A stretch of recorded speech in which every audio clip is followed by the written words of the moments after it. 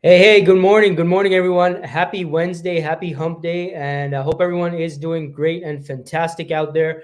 Your friend Dean Kulaweera here. So, every week on Wednesdays, 11 a.m. Eastern Time Zone, I'm right here to help you folks out with job search tips, advice, strategies, covering everything from resume tips, interviewing tips, communication tips, dealing with recruiters related tips, a whole bunch of stuff. All right. So appreciate everyone who has been following me for a while. But make sure you mark your calendars because I'm here every week on Wednesdays. Again, Wednesdays, 11 a.m. Eastern Time Zone. Today is Wednesday, November 30th. It is a rainy day here in Toronto, Canada.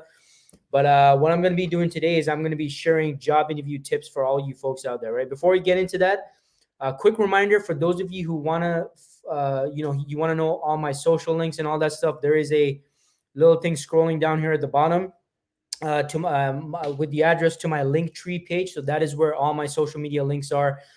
So I'm broadcasting this live on right now, live on LinkedIn, Facebook, and YouTube as well. So whatever your favorite platform is for these live streams, just keep in mind every Wednesday I stream live on those three channels, right? LinkedIn, YouTube, and Facebook. But I also post a whole bunch of content on other platforms such as TikTok, Instagram. I've got an audio podcast on Anchor.fm, which I believe redistributes to Spotify, Apple Podcasts, Google Podcasts, and a whole bunch of other stuff. So, in any case, all my links are at my Linktree page. That's linktr.ee/DK Tech Recruiter, linktr.ee/DK Tech Recruiter. Make sure you hit like and share, folks. Appreciate the likes and shares, especially for anyone you know who might be having a upcoming interview maybe around the corner. Today's stream will definitely be a benefit for for your friends out there, or even for yourself. Obviously, if you're watching this, you probably have an interview around the corner. So appreciate the likes and shares, and really appreciate your support. So I got my notes here in front of me. Got 2-page notes, folks. What I'm going to cover today on in regards to interview preparation. Don't feel shy. Feel free to say hello in the comments. And as I go through today's tips, if you have any questions that come to mind, any clarifications or anything that you need, feel free to start dropping those in the comments. But let's get into today's topic: job interview preparation tips. Right now, again, I do have quite a bit to cover. Now, usually my live streams go on for maybe half an hour or so. But hey, just a heads up, I might go beyond half an hour today, given the amount of stuff I gotta kind of cover. I'm just looking at my notes here. So be prepared, folks. Be prepared. I got my lemon water here to make sure I don't lose my voice. And let's get right into it, right? So tip number one. And by the way, before I get into the tips, now some of these tips, they might seem a little basic. Some of them might seem very obvious and stuff like that. And if you're an impatient person, hey, I can't help you with that, right? So all I can advise you to do is sit through, have your coffee, your drink, or whatever it is. Have your notepad. Be ready to take notes.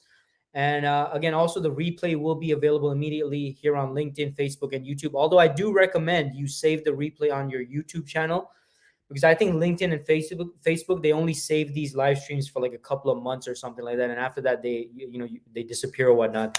So I suggest going to my YouTube channel after the stream so you can save it to your favorites or you'll watch later. And in the future, every time you have an interview, you can just rewatch this. And again, all my links, all my social links are at my Linktree page, which is scrolling down there below. So let's get right into it. Tip number one.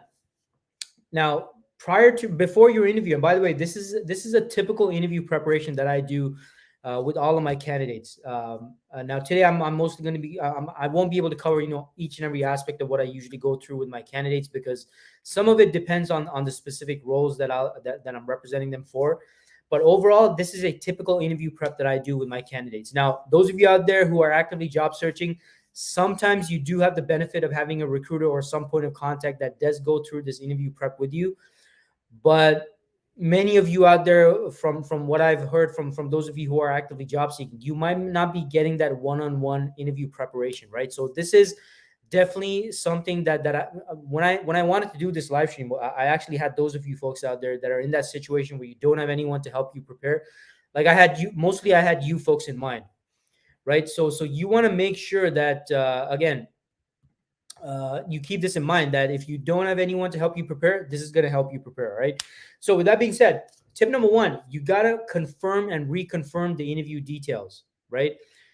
I don't care if what kind of a role it is. Like, you got to make sure that you're reconfirming the details of the interview, because who knows? I mean, maybe the details that you received initially, maybe they weren't accurate.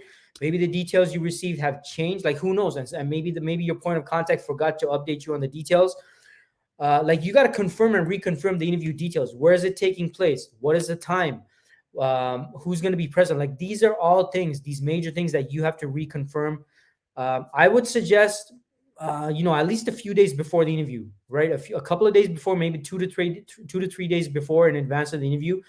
Reach out to your point of contact again and be like, hey, really looking forward to the interview. Just wanted to reconfirm that these are still the details of the interview. Like, this is where I'm going to be meeting, or this is the link that I got to be using, or this is the phone number I got to dial into. Right. So keep in mind that depending on the type of interview, you gotta reconfirm the details, right? For example, if it's a phone interview, who's calling who, right? Are you calling them, or are they calling you? Now, this might seem like something very basic and simple, folks, but over the years, as a recruiter, unfortunately, I've seen candidates not clarify well enough, like, who's calling who. And it's something so simple, right? Are you calling them? Is there a conference bridge? Is there a specific number? Is there a specific code you got to enter? Like, these are things you got to clarify, right? Or is it them calling you? And if it's them calling you, make sure when you're reconfirming these details, you reconfirm your phone number, right? Did you type in the phone number correctly? Sometimes by mistake, we might type in our own phone number incorrectly. We type an extra digit, or minus an extra digit, whatever the case, right? Reconfirm these things, folks, right? I know I might seem a little obsessive compulsive here, but it's extremely important, because I don't want these little things to ruin your mindset, right? Maybe you might be like, oh, well, Dean, these are just little things. If something screws up on the day of the interview, we can always reconfirm. Yeah, sure, but subconsciously, it's going to affect you, right? We might not be aware of it, but it throws you off your game, and I need you on top of your game, mentally sharp, mentally ready to go in for battle, right? So I don't want you worrying about these little minor things. So you might as well reconfirm these things a few days in advance of the interview, right? So again, who's calling who? Are you calling them? Are they calling you for the phone interview, right? You gotta make sure you confirm that. Again, reconfirm the phone number. Make sure you got the phone number correct that you're going to be dialing into, or that they've got the correct phone number that they're going to be calling you at. Now, the other great thing about reconfirming the interview a few days in advance is it serves as a reminder, right? Because look, human error can occur, right? In the sense of, maybe they forgot to enter the interview into their calendar, right? Who knows? Now, of course, that would be irresponsible and kind of, not really a good impression for the organization if they do that. But by you reconfirming a few days in advance, hey, just in case, at least now they remember, oh yeah, we got this interview with this great person. Let's we didn't put it in the calendar, whatnot. Let's put it in the calendar right now. So it's confirmed, it's locked, it's ready to go. And also, the other benefit of reconfirming a few days in advance is, just in case something might have come up, if needed, if a reschedule is needed, whether on your part or their part, you can now actually discuss that. If it's a video interview, you got to reconfirm again the link, right? The link. Which link are you going to be using? What the time, the date, the time, all that stuff. And also, if it's an in-person interview, reconfirm the address, folks. Confirm and reconfirm the address. I speak from personal experience here. If you've been following me on social media, you probably heard me tell this story before in the past. But this one time, as a job seeker, I had an interview with a company, and I didn't reconfirm, or I didn't pay attention to the address, because I'm Mr. High tech. I went on Google Maps. I'm like, okay, this is the name of the company. I'm just gonna put in there, and I'm just gonna go show up there, right? And then I show up there, and what I find is I actually showed up to a location for a company that had a very similar sounding name as the company I actually did have an interview with, right? I'm laughing, but it was like a very scary thing, like during the time when this happened, right? Lucky for me, okay, maybe the God or some higher power was there for me. Luckily, the actual interview that I had with the actual company was pretty close by. Like, it was only like a 20-minute walk or something. Now, lucky for me, I showed up early, which I'm going to be speaking about later on. So I was able to just run and get to the correct location interview for the correct company. But this is an example, folks. Like, if it's an in-person interview, confirm and reconfirm the address, the physical location that they want you to show up at for the interview. Very, very, very, very, very important. And of course, reconfirm who's going to be present at the interview, right? If it's a physical interview where you got to be there in person, who are you going to be asking for? uh, those kind of details, right? So that is tip number one. Now, tip number two, I see we got some comments here. Yeah, okay, we got some spam here, so and it's ridiculous on YouTube. So I'll have to deal with that later. Some inappropriate comments there, but such is the internet age, right? So anyway, on to tip number two. Tip number two. Now this is gonna save you a lot of time in regards to your preparation, your research, and all that stuff. And that is connect with your point of contact, whoever your point of contact is. All right. Maybe your point of contact is is a recruiter. Maybe it's a third party recruiter, a staffing agency recruiter. Maybe your point of contact is an internal corporate recruiter who works at the organization. Maybe it's an HR manager. Maybe it's an HR coordinator. Maybe it's if it's a really small company. Maybe it's your point of contact is directly with the hiring manager. You want to reconnect with them, and again, ask them about what topics, what areas can you expect to be discussing at the interview. Nothing wrong with you asking this, folks. I mean, worst case scenario, they might be like, hey, look, we're just going to give you some brief details here. We're going to be covering this area, this area, this area. Don't expect them to let you know what the exact questions they're going to be asking you is. I mean, that's not going to happen, but at least get an understanding of what's going to be discussed at the interview. And one of the greatest clues as to what's going to be discussed is who will be present at the interview. So this is another thing you want to reconfirm with your point of contact, right? Simply ask them, so who's going to be present at the interview? Aside from yourself, will you be introducing me to anyone else, or is anyone else going to be there at the interview that you're going to call in? Confirm these things, clarify these things, folks, because this is one of the best ways to anticipate what topics, what aspects of the role are going to be discussed. And again, just ask them, what areas are going to be discussed? Are we going to be discussing the project, or are you going to be discussing such and such things that were mentioned on the job description? It never hurts to clarify and ask, what can you expect at the interview? What topics, what areas, so that you can best prepare and make the most use of the interviewer's time. And in fact, that is probably one of the best ways to approach this when you're having this discussion with your point of contact. And let them know, look, hey, I appreciate your time. Really looking forward to meeting with you to make sure I make the best use of your time, and I'm prepared to talk about the most relevant stuff.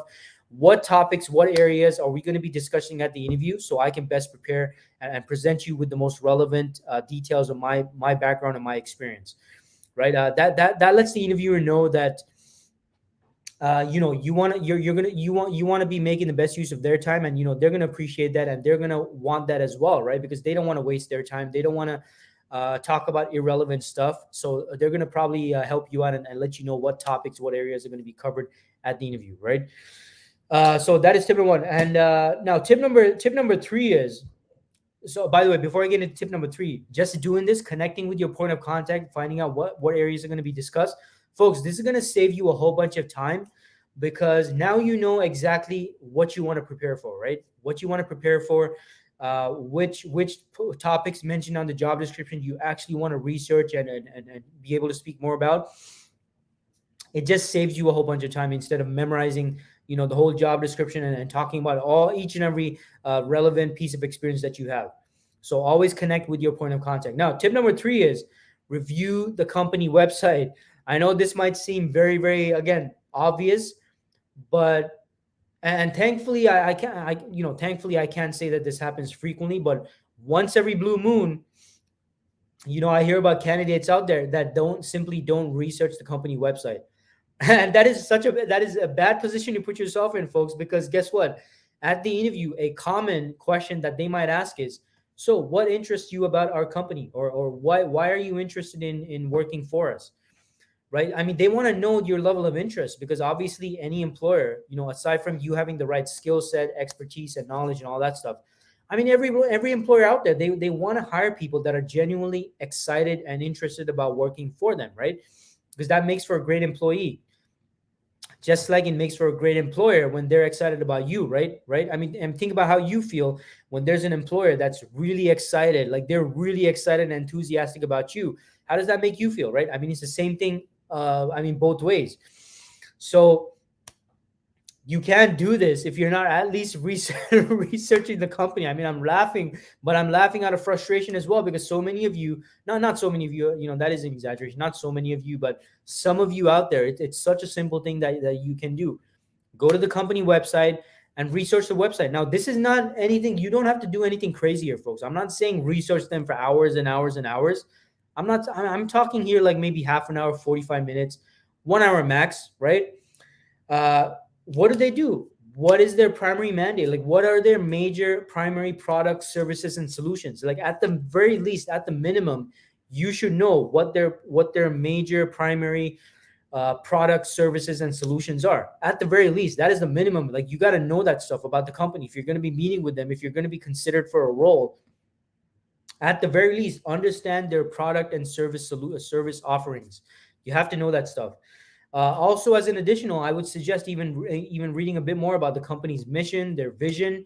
Some companies, they lay out their complete game plan for the coming year or whatnot, the coming quarter and stuff like that. Like, this is very good information for you to research and have an understanding of, especially if, by the way, especially if you're going to be meeting with a senior executive, because they're all about the big picture, right? The senior executives, the directors, the VPs, the C-level executives, for sure. So if you go onto the website and again, some companies, they talk about their vision, their long-term vision and plans and all that stuff.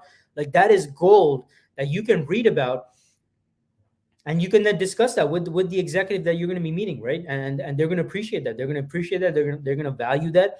And that also allows you to show how you're going to fit into their mission, their vision, and their big picture goals as an individual contributor as well, right? So again, review the website. No excuses here, folks. There's no excuses here, and it's not rocket science. Again, you don't have to spend hours and hours researching the company here, but at a very basic level, know what their product, service, and solutions offerings are, and research the company mission, vision, philosophy, goals, and all that stuff as well.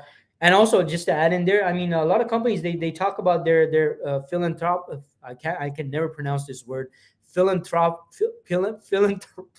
efforts. The social contributions and that kind of stuff, right? So make sure you research that stuff, because that's a great topic of conversation at the interview as well.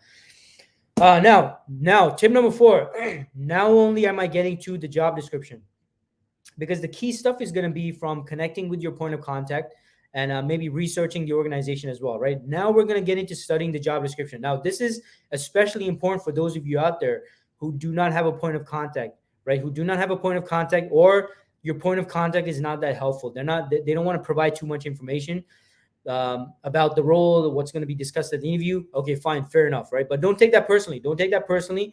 But if all you have is the job description, then you better believe, folks, that you have to study the job description in detail. Now, when I say study the job description, I'm going to take a quick sip of water. Sometimes what happens to me is if I forget to take a sip of water, and then I end up losing my voice further along. So I got to remind myself to keep drinking water.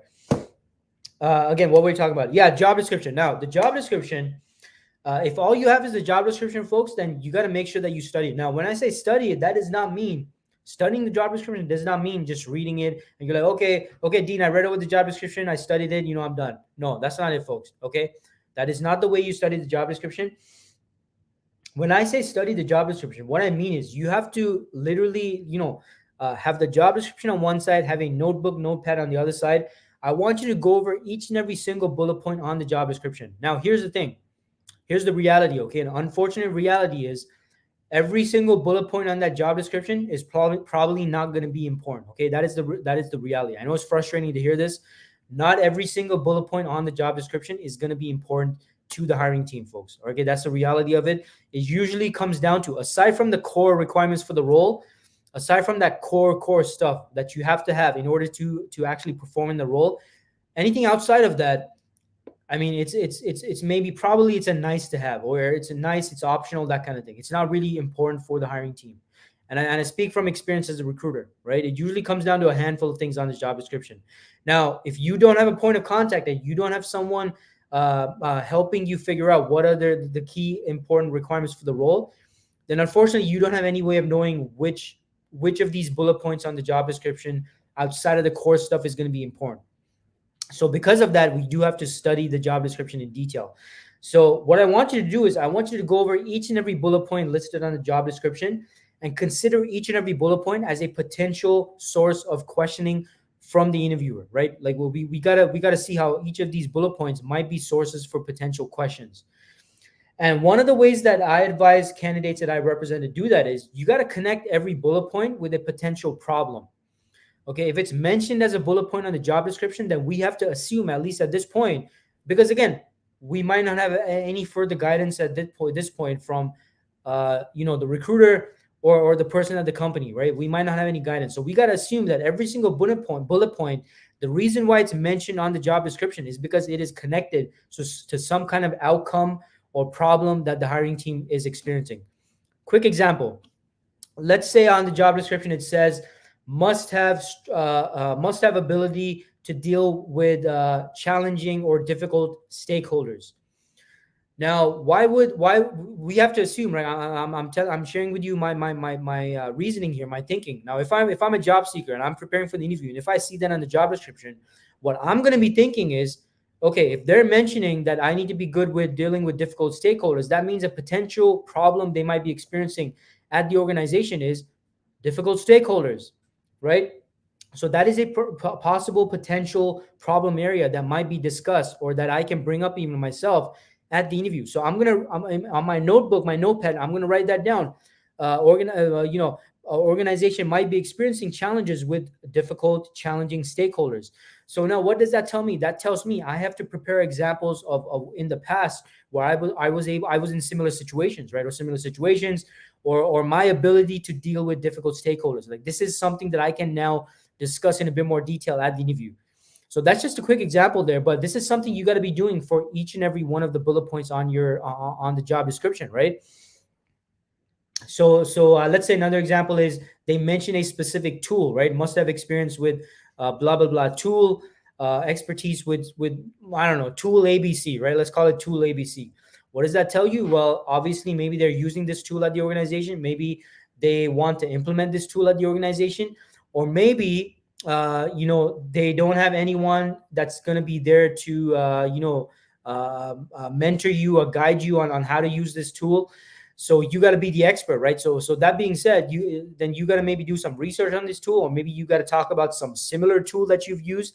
Like these are clues that might be revealed through the job description, folks, right? And again, I know for those of you out there, you don't have a point of contact, or maybe the company's not really assisting you and letting you know what's important on the job description. Unfortunately, you do have to go over each and every one of the bullet points to prepare for this, right? Because you never know what's going to be important, what's not going to be important. So I'd rather you go in over prepared than unprepared, right?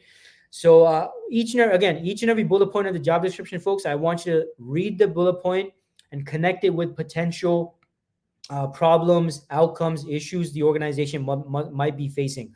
Okay, you got to almost look at it like you're Sherlock Holmes. You're investigating here. All you have is a job description. You're investigating the potential problems that might be discussed at the interview. Okay, so that's tip number 4. Now, let's see. The next tip is tip number 5. Tip number 5, you got to research the interviewers on LinkedIn. Who are you going to be meeting with? Now, this is something you should have been told when the interview was being scheduled. But you got to know, folks, who's going to be present at the interview. Is it going to be the team lead? Is it going to be the manager? Is it going to be the director? Is it going to be the VP? Is it going to be the C-level executive? Is it going to be the recruiter? Is it going to be HR, the HR manager, the HR coordinator? Or if you're really lucky, all of these people in the same room at the same time, right? Like you got to know who's going to be present, who will be present. Like you got to know that. And then the next thing you got to do is you got to research these people on LinkedIn. Most people out there, they're going to be on LinkedIn. Now, there are going to be some rare cases where the person that's going to be interviewing you, they don't have a LinkedIn presence. They're not active. They don't have a LinkedIn profile. Fine. But in majority of cases, it's probably going to be people that are on LinkedIn, especially if it's someone in a managerial, executive type of a position. Now, when I say research them on LinkedIn, that does not mean add them on LinkedIn just yet. Do not add people on LinkedIn just yet. Okay, some people might be okay with you adding them before the interview, but some people they might consider it kind of weird and strange, right? Like you don't want to do that in advance of you meeting them, right? So that being said, you should definitely most certainly research their LinkedIn profile, right? So if Bob Smith is going to be at the interview, I want you to look up Bob Smith at this company on LinkedIn, read over their profile. Who are they? What do they say about themselves? What are some recent companies that they worked at? Where did they graduate from? What was their education? What are some of the certifications it looks like they've taken recently? Now, this is not just so that you show that you know about them, you've taken the time to research them, and that's definitely going to flatter them. Of course, that's a good thing. But it's also, folks, for practical reasons, because the more you know about them, the more you can kind of anticipate what their perspective is, right? What is this person's professional background? That's going to give you a clue as to what their perspective is, what type of questions they're going to be asking, and what would interest them in regards to your background and your expertise and all that stuff you bring to the table, right? I mean, for example, if someone comes from a business background, you can probably anticipate that their perspective is going to come from kind of a business, maybe a business operational kind of a standpoint, and that it's going to be their interest in this project, and that's what they're going to be asking about. That's what they're going to want to know about you, like in terms of what you can contribute to the business side of things, the operational side of things, that kind of thing. Someone more from a technical background, someone who comes from more of a technical background, hands-on technical, that kind of stuff, they're probably going to be asking more about your actual technical expertise, your ability to do certain day-to-day things and that kind of thing. Sometimes even if they're at the executive level, right? Like if don't be fooled. Like some people at the C level, yeah, maybe now they're at the C level, but they come from a very technical background. They might ask you very technical questions, especially if they're like more of a hands-on, a senior executive, right? Who hands-on in the sense of they're hands-on with the actual technical teams and all that stuff. So basically, what I'm trying to say here is taking the time to research the people who are going to be interviewing you at the interview. It's going to give you a great opportunity to anticipate their perspective and what they bring to the table. And also, I didn't mention this before, but hey, look, it might be just a great way for you to connect with them, right? If you maybe you went to the same school, you graduated from the same university, took some similar certifications, worked at similar companies in the past. Like these are great opportunities for you to build that rapport with them, and even mention that, right? And it's always great to find different ways to connect with people. That gets people to open up, and it's just such a great source for building that rapport at the interview. So make sure you do your research the people who are going to be interviewing you at the interview, right? So that being said, let's go on to tip number 6. Tip number 6, extremely important, and that is review your resume. Now, I shouldn't, frankly, folks, I shouldn't even have to tell you this, right? I should not even have to tell you this, but unfortunately, there are people out there who fail to do this, right? Because some of you had the attitude, oh yeah, it's my resume, Dean. I know my resume inside out. I don't need to review any of that stuff. Blah blah blah, whatever. I'm a seasoned professional, or yeah, I just redid my resume yesterday, and then what happens? You folks, you go in overconfident, right? You're like Mr. and Mrs. Hotshot, Mr. and Mrs. Hotshot, know it all. You go in for the interview, and then the interviewer asks you about something from a few years back, and you're like, oh, I can't remember that. That was from a few years back. And guess what? You just ruined an opportunity to talk about something that might have really drawn in and caught the attention of the hiring manager, right? Or the person interviewing you. So review your resume, folks. So review your resume is basically you should look at your resume as your responsibility. It is your responsibility. It is your responsibility. It is almost like the equivalent of a marketing brochure used by a salesperson. Okay, if you ever walked into like some kind of I don't know, maybe the best example I could think of is car dealership, right? You ever walk into a car dealership, and you're dealing with a seasoned senior sales consultant that's trying to sell you the vehicle. Yeah, they hand you the brochure, but they are so well informed about the brochure. It's almost like they know exactly where everything is on the brochure, right? You ever experienced that? That is the same way you got to be with your resume. You got to know it inside out. Your resume is not going to do the selling for you. Folks, listen to what I'm saying. Your resume is not going to do the selling for you. Your resume is there as an assistive tool, right? In the same way, the example I gave right now, you walk into a car dealership, the salesperson, they hand you the brochure so you have something physical to actually look at, but you're using that brochure as something to refer to. And the same thing with the salesperson at the car dealership, right? They're going to use that brochure as something to refer to. They're going to use it as a tool to educate you on the vehicle that you're interested in. And it's the same thing at your interview, but you got to be familiar with it. It's your resume. You got to be familiar with it. You got to know what each and every, you got to be able to elaborate and expand on each and every single bullet point on your resume. Okay. If it's on your resume and someone points it out, someone closes their eyes, they do like this and they point out one bullet point, like you should be able to do that. And you should be able to elaborate and expand on every single bullet point on your resume. Okay. It is your resume. It's your professional background. It's your career. You are the expert on that piece of, on that document, the resume. So if you can elaborate, expand on and further discuss further details about any one single bullet point on your resume, folks, you might as well remove that bullet point from your resume. It shouldn't even be there. What's the point of putting something on your resume if you can't talk about it in more detail, right? So review your resume, refresh your resume. Review all, especially now. There's two things you got to prioritize when you're refreshing yourself on your resume: your most recent work experience and professional experience. When I say recent, I would say if you're a senior level person, when I say recent, I would say within the most recent, within the most recent past 8 years. And if you're intermediate, I would say within the past 3 to 4 years or so. And if you're junior, of course, if you're junior, entry level, obviously, everything on your resume, because you don't have as much experience, right? And you got to be familiar with each and every thing that's on your resume. That is the number one thing, the most recent experience. Now, the number two thing is most relevant pieces of information on your resume, the most relevant projects, the most relevant stuff on your resume. That's what you want to prioritize when you're refreshing yourself on those past projects, right?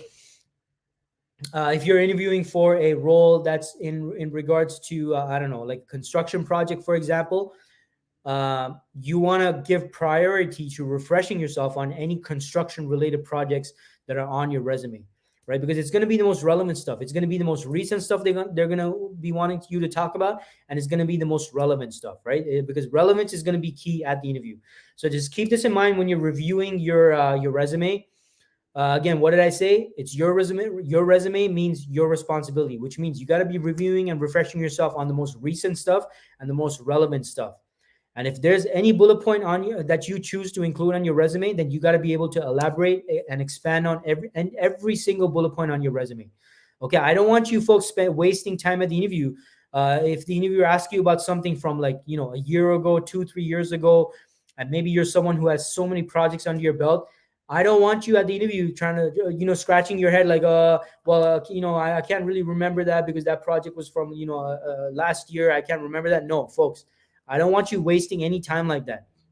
And this is not a question of the interviewer being reasonable or unreasonable. Most interviewers are going to be reasonable. If you say, "Oh, I need a few minutes to think about, that project because it was from last year," hey, most interviewers, they're going to be fine with that. They're going to give you that few minutes. But it's not about that, folks. This is about you being smooth in the flow. You got all the relevant stuff, all the recent relevant stuff. You're ready to talk about that stuff. So I don't want you messing up your flow and having to think about this stuff at the interview. You see what I'm saying? So that is the point here. Like, it's got to come out almost effortlessly at your end. Like, you got to be able to talk about these anything listed on your resume, basically. All right, that's the point I'm trying to make here. Now, what is the next tip? Next tip is tip number 7. Take an honest note, an honest inventory of your potential weaknesses and shortcomings.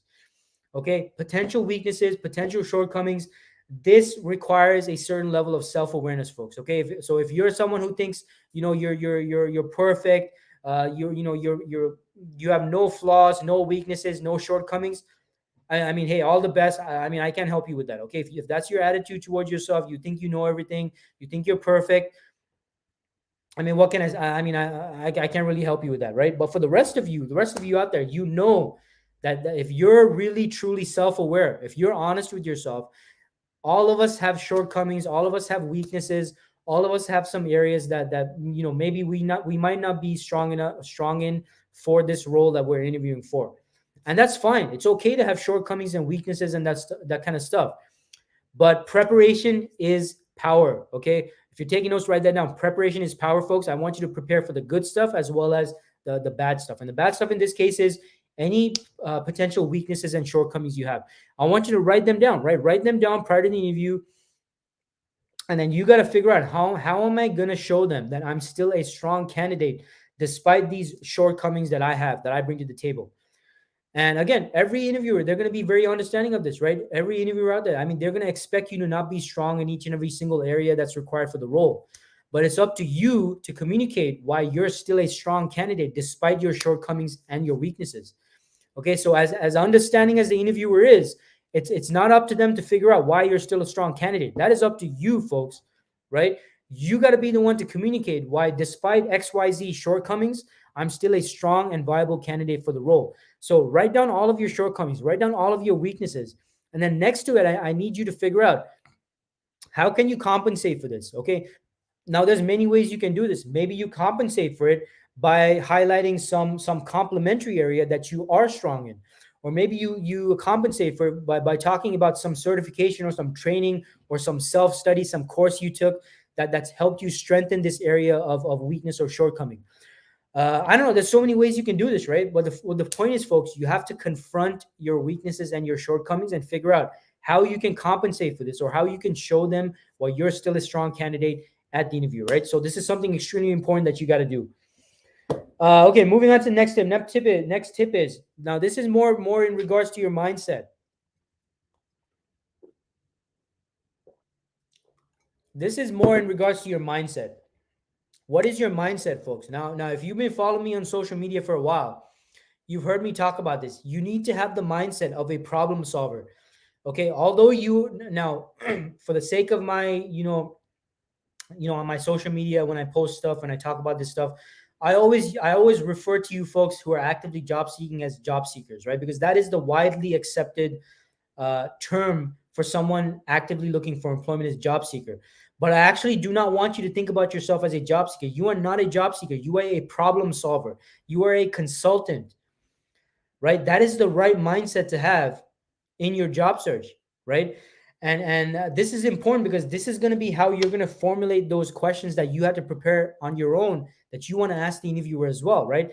So you gotta have the mindset of a problem solver, and that's going to help you better formulate better questions when it's time for you to ask questions at the interview, right? Because which brings me to another tip, which is always prepare your own questions that you want to ask the interviewer.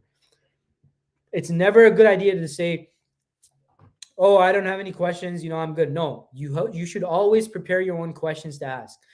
And don't just restrict these to questions such as, oh, well, what are the working hours? How much vacation time do I get?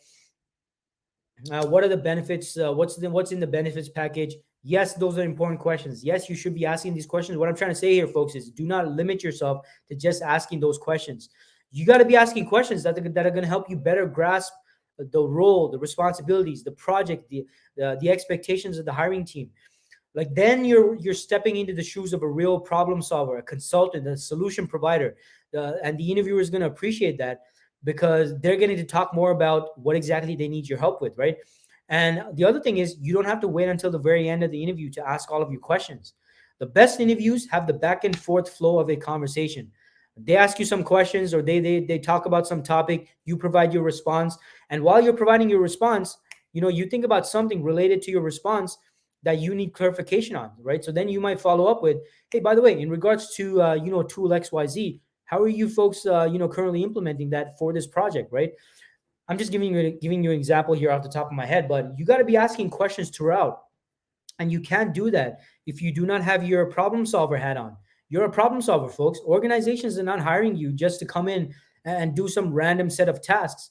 They're hiring you, they're investing in you to come in and perform those tasks, perform those duties, perform those responsibilities, which produce some kind of an outcome, right? That outcome being, actual, some ROI, or solving some problems, solving some challenges, whatever it is. There's always an outcome attached to the tasks that you perform, right? And that is really what they're wanting to pay you for and invest in you for, right? So you got to figure out these things, and you got to, again, think like a problem solver, right? Have a genuine interest in understanding the hiring motivation. So just keep that in mind, right? Have the mindset of a problem solver, and again, that's going to help you formulate better questions when it's time for you to ask your questions from the interviewer. Now, another tip is that I wanted to share is in regards to your responses. Now, I can't share with you, I don't have enough time to be sharing with you all the types of responses you can share to certain types of questions. But what I want to highlight is when it comes to providing responses at the interview, keep your responses relevant, concise, and to the point. Okay, relevant, concise, to the point. Sometimes when we're nervous, we're anxious. Okay, this is completely normal for you to feel, nervous and anxious. We talk about irrelevant stuff. We talk about irrelevant stuff. We start talking too much. We start talking about a whole bunch of stuff, and we go off topic. And it just comes across then as you not knowing your stuff or you trying to avoid responding to the question. That is the risk of going off topic and talking too much, right? So that's why I'm saying you got to be relevant, concise, and to the point. Make sure when you're responding to the question that you're actually addressing what is being asked. Okay. And also another thing is, by the way, I posted this. I think I posted this. When did I post it? I think it was a couple of days back on social media, but it was, look, before you even respond to a question, there's nothing wrong with making sure that you even understand the question. If you require clarification before responding to the question, that's fine. Ask for the clarification, folks. I mean, no interviewer is going to penalize you for asking for more clarity on the question to make sure you understood the question. So having that understanding of what is being asked, that is what's going to allow you to be, again, relevant, concise, and to the point. And that is how you're going to provide the most effective and efficient responses to any interview question. If you're relevant, concise, and to the point. So avoid those extremes of, again, you're going into a whole, 15, 20-minute speech for every single question the interviewer asks. Like, that is just way too much, right? It's just going to annoy people, right? And you're going to talk about a whole bunch of irrelevant stuff while you're at it. And you want to avoid the other extreme, which is, you're being too vague, too abrupt, not enough detail. It's like the interviewer has to hold a gun to your head just to get a response out of you. So we want to be right there in the middle, concise, to the point, and relevant. That's going to provide the most effective and efficient responses to any interview question that you're going to be asked. And so as I wrap this up, I know that we're approaching almost 45 minutes here, but as I wrap this up, some additional tips I wanted to share with you in regards to phone interview. Now, if you got a phone interview scheduled, here are a few things you got to make sure that you keep in mind for your phone interviews. First tip is make sure you're in an area with a strong service signal, right? Some people make the mistake of they're like, okay, yeah, I'm good for the phone interview. I prepared, Dean. I took all your tips. And then they're in an area with a weak cell phone signal. And then the call gets cut off and it's just inconvenient, folks. Right. So know where you're going to be during the call. Where are you going to be physically? Where are you going to be? Is it going to be in an area with a strong cell phone signal? Just because the cell phone signal is strong in one area of your home does not mean it's going to be strong in some other area of your home.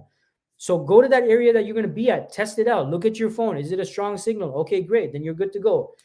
Right. Other thing is make sure for the phone interview, your battery is fully juiced up and charged. Okay. And have your charger nearby just in case as well. 100% battery, fully charged. You don't have to worry about your phone dying or anything like that. It's fully charged. This is an often overlooked piece of advice here. Next thing for the phone interview, noise-free, distraction-free environment. Try to be in a quiet, distraction-free, noise-free area as much as possible. You want to be able to concentrate 100% on the conversation that is taking place over the phone. Other thing is I already kind of covered this, but be prepared to take or make the call. Okay. If your phone interview is at 12 p.m., I want you to be ready by 11:50, 11:55, right around that time. Like you got to be ready to take or make the call. So be prepared for that. A couple of quick video interview tips. Video interview tips. My recommendation, as much as possible, avoid using your cell phone data plan. Avoid using that. You want to use a strong Wi-Fi connection that can handle video and audio communication over the internet, right? So maybe you don't have one at your home. In that case, I don't know, go to a public library or someplace. Go to your friend's place or go, I don't know, some relative or something. I don't know. Someone who has a strong Wi-Fi connection that's capable of handling video, audio communication, right? Again, same thing as a phone interview. Make sure your laptop has a full battery, your laptop, your computer, your cell phone, whatever it is, make sure it has a full battery. Now, if you're using a cell phone for your video interview, make sure you're holding your phone in front of you. Some of you do this thing where you're holding your phone down here and I can see up your nostrils and underneath your chin and a whole bunch of stuff. I don't need to see any of that, folks. All right. hold your phone right in front of your face, or maybe you have a holder, one of those holders or whatever you call it. Make sure it's directly in front of you, so you're able to talk and basically have a conversation as if you're right there. Okay, don't do that whole thing. Some of you do this. You hold your phone down here at the bottom because maybe it's easier. I don't need to see up your nostrils, folks. All right, in front of you, some holder or something, cell phone holder. If you got one, keep it right there. If it's a laptop, that's not an issue. But make sure it's in a good position as well. But yeah, if you're if you're doing a video interview, if it's on a laptop, make sure your laptop's fully charged up. I would suggest plugged in. Personally, I think it should be plugged in. Don't depend on the battery. Have your charger there. Have it plugged in. Again, distraction-free, noise-free environment. Other thing is test out the software, right? Where is it going to take place? Is it on Zoom? Is it on Google? What's Google? What's the Google one? I can't remember what it's even called. Or is it some other platform that you've never used before? Test out the software, test out the platform, test out the compatibility way before the interview. You do not want to be doing troubleshooting and technical support during the interview, like while you're trying to set this whole thing up, right? So test the platform in advance. Test for compatibility between your laptop, your cell phone, and whatever platform they want to use for the video interview. Do that stuff way in advance, folks, okay? Other thing is, for video interviews, test out your mics, test out your speakers, test out the audio, video, all that stuff. Again, you do not want to be doing the tech support thing during the interview, right? It's going to throw you off your game. So make sure all that stuff is good to go well in advance of the interview. And when I say well in advance, by the way, I'm talking a day, 2-3 days in advance. I would say even a week in advance, because that way, in case you need to order something, like maybe your mic's busted, your audio's busted, your speakers are not working, at least you can now order something or pick up something from the store if it's a couple of days in advance. If you do this like half an hour in advance, hey, I mean, folks, you don't have enough time, right? Because the interview is going to be in half an hour. So test this stuff out. I would say at least a week in advance, just to be on the safe side. What else? Lighting. Okay, video interview, the lighting, you got to be facing the lighting. Notice how you can actually see my face, right? Some of you, you're doing your video interviews, you got the light source behind you. You got like a window behind you. You got the light source behind you. Yeah, maybe you can see the screen, but the interviewer can't see you because the light source is behind you, right? So be facing a light source so that they can see you. And if you need some light source on the laptop or on your screen so you can see them, obviously, do that. But what I'm saying is have a good light source that you are facing. Okay, make sure it's not too powerful. It's not like right in your face and making you sweat and all that stuff, but a good, good reasonable light source so that the person on the other side of the video interview can actually see you as well. What else? In-person interviews, there's a couple of tips. In-person interviews, if it's a physical interview location that you're going to be attending, make sure you anticipate, folks, weather, traffic, construction conditions on the way. This can result in delays. This can result in you showing up late. You don't want that to happen. And again, most interviewers, they're going to be very understanding about it, but it's not about being understanding. This is about you being thrown off your game. On your way to the interview, as you're getting late, subconsciously or consciously, you're going to be thinking, you're going to be feeling bad. You're like, oh my God, I'm going to be showing up late. These people are going to be, I'm inconveniencing their time. It's going to cut my interview short because now I don't have as much time to talk about, my stuff and all that stuff. And you're going to just start thinking about these things, right? So anticipate traffic conditions, weather conditions, construction conditions. Now, another thing. Now, my suggestion, folks, me personally, as a job seeker, as well as a recruiter, when I'm coaching my candidates, for their in-person interviews, I always tell them, look, plan to arrive half an hour to 45 minutes early to the area. Okay, I'm not saying show up to the interview 30 to 45 minutes early. I'm saying plan your commute so that you are in the area half an hour to 45 minutes early. Okay, so that you can hang out in the area. I don't know, go to some coffee shop, go hang out. If it's near a mall, maybe hang out at the mall or something. I don't care, whatever it is. Plan to arrive in the physical area 30 to 45 minutes early. Why? Because then if there's any traffic conditions, weather conditions in the way, or construction on the way, you've given yourself basically a 45-minute bubble, right, to accommodate that stuff. And I'd rather you give yourself that bubble. I'd rather you give yourself that bubble, show up early and be bored for 45 minutes than you not giving yourself that bubble and showing up late, right? I'd rather you show up extra early. So show up to the area around 45 minutes early, but check into the interview maybe 10 minutes in advance, right? Don't show up extra early to the interview. That's also not a good thing. Check in at the reception or whoever, whatever the check-in procedure is, that the instructions they provided you with. Check in, around 10 minutes prior to the start time. This puts no pressure on them, allows them to get ready, allows them to get set up, allows them to wrap up whatever it is they're doing currently. So 10 minutes in advance of the interview, that's a good time for you to show up there, right? Unless advised otherwise.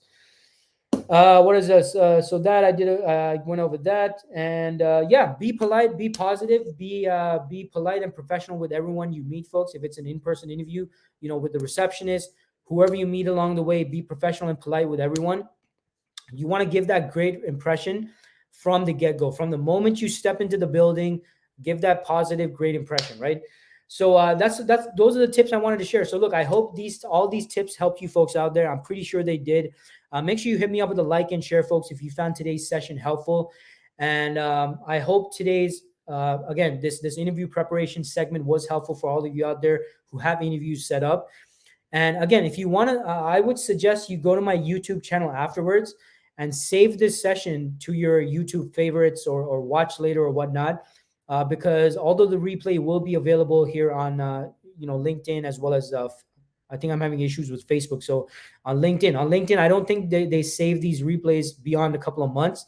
So if you want to save this interview prep, for the remainder of your career or the rest of your life or whatnot, first of all, I'd be very flattered. But just head on over to my YouTube channel and just save it to your, again, favorites or your watch later. And the link to my YouTube channel should be scrolling down here. It's on my Linktree page. So head on over to linktr.ee/DK Tech Recruiter, linktr.ee/DK Tech Recruiter. That has all my social links, including my YouTube page. So just head on over to my YouTube channel and save this stream to your favorites. And you can, refer to it in the future, when you have interviews in the future, right? So with that being said, appreciate everyone tuning in. I'm going to get to the questions now. So if you have any questions about interview preparation or anything job search related, feel free to start putting it in the comments. I'll get to your questions shortly. And make sure, just a reminder, to subscribe to my LinkedIn newsletter. I release a new edition every week on Mondays.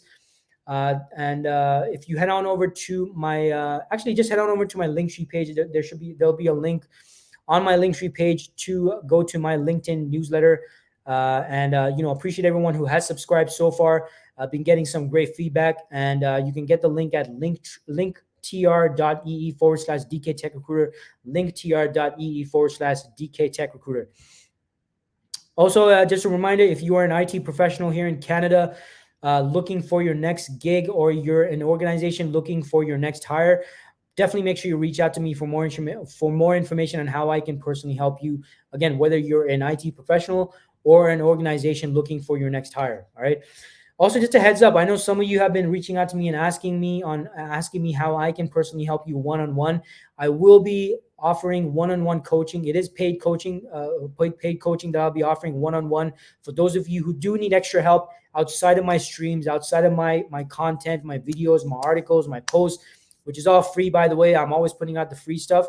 But I know some of you might need some additional one-on-one support. I will be offering one-on-one coaching soon. Stay tuned for more details. I'm just kind of putting together how I'm going to do this and structure this. But stay tuned for more information about that, all right? So with that being said, if you have any questions, feel free to start putting it in the comments. I'm going to get to your questions shortly. We got Rahul in the house. Rahul says, hello. Hey, how's it going, Rahul? Thanks so much for tuning in. Appreciate you tuning in. Hope you're doing great. Charlotte says, amazing tips. Thank you, Dean. Hey, no worries, Charlotte. Appreciate your feedback. I'm happy to hear that. And I hope these tips help you, Charlotte, as well as everyone else out there. I want it to be as all-encompassing as possible. Now, keep in mind, folks, obviously, if I'm representing you as a recruiter, there will probably be more specific preparation tips because it's going to be in relation to a specific role, obviously. But, I hope today's tips were a good general preparation for you folks out there, right? Especially for those of you out there who don't have that, maybe you're being represented by a recruiter who does not do a one-on-one prep, or the organization you're interviewing with, they're not giving you that one-on-one prep. My hope is that this session is helpful for those of you who don't have that support, right? So hope today's session helped, and appreciate the feedback, Charlotte. Appreciate that. Peter says, great tips, Dean. Can we get your notes?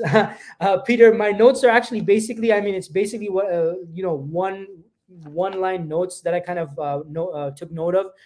But it's just save this session, head on over to YouTube, and and you can save today's segment on my YouTube channel. It's going to be there, so save it to your favorites, and you can refer to this session, whenever in the future, whenever you have an interview, right? We got Poonam Desai. Shout out to Poonam. Thanks so much for tuning in, Poonam. Poonam says, thank you, Dean, for the great tips. Appreciate the feedback, Poonam, and happy to hear that you found them helpful. We got Mari Valeri in the house. Mari says, thank you. Very relevant, concise, and to the point tips. Hey, I appreciate that feedback, Mari. I try to be concise and as to the point as possible. So thank you so much for your feedback. And I hope this helps yourself and anyone that that might benefit from today's tips. And we got Peter, who says there are stories around why not being polite is not a good idea. Example, before the interview in the washroom, you meet someone and you say, hey, I heard that Mr. X is a moron. By the way, not a good idea, folks. Do not do that. What do you know of him? Then you go into the interview room facing the guy you met in the washroom and and realize that he is Mr. X. Yeah. You know what, folks? This might sound very outlandish and, this could never happen and stuff like that. But I too, Peter, have heard of these stories, right? And it's not just that. You never know who's friends with who, folks, right?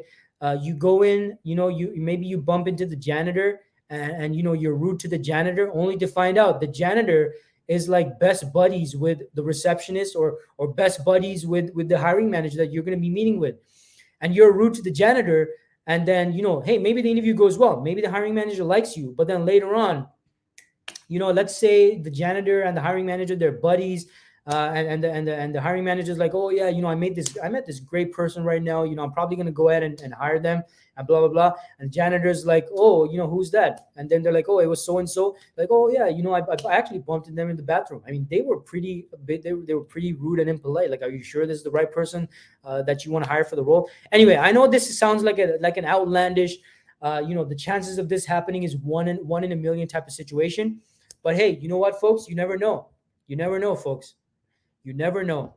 So my suggestion, look, whoever you meet while you're on site at the interview, right? If you need a reason, you never know. Me personally, I believe in being nice and polite and professional to everyone. So, just be nice and professional to everyone. It doesn't hurt. I know, look, everyone has a bad day. Maybe you had a bad day. Maybe you had a bad commute and stuff like that. But resist the temptation to be rude and impolite to anyone, folks, okay? I don't care if you're meeting with someone who might seem completely inconsequential to your success in this company. I don't care. Just be nice, be professional, be polite.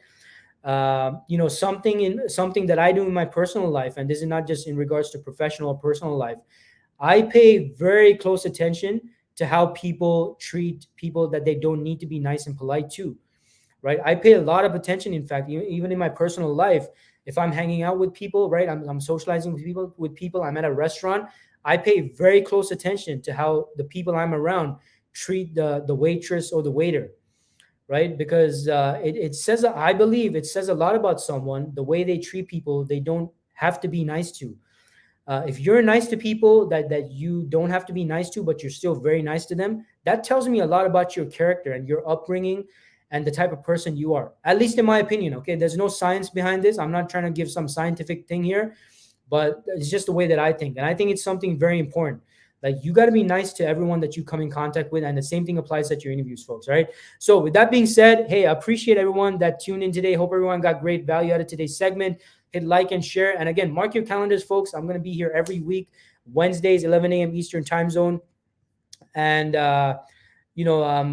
I cover various topics. If there's any particular topics you want me to cover in a future segment, feel free to share it in the comments. I'm happy to do my best to cover it in the next segment. Everyone have a fantastic week. If you have interviews, I hope you nail and just knock the ball out the park at your interviews. I hope you impress, the hiring manager, the recruiter, whoever it is you meet with. Stay positive, keep taking action, folks, and I'll see you again next week, Wednesday, 11 a.m. Eastern time zone. Have a fantastic week ahead, folks, and I'll see you around.